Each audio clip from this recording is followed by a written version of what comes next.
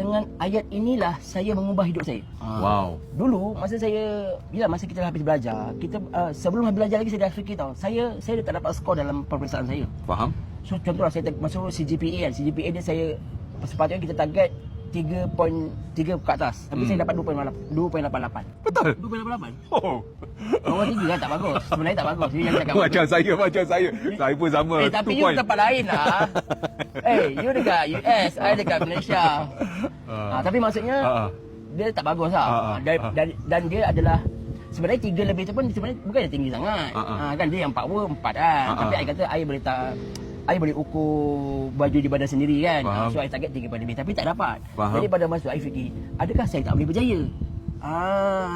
Jadi semenjak situlah apa yang boleh membuatkan saya berjaya? Saya punya fikir tau. Saya pergi ke Alamanda.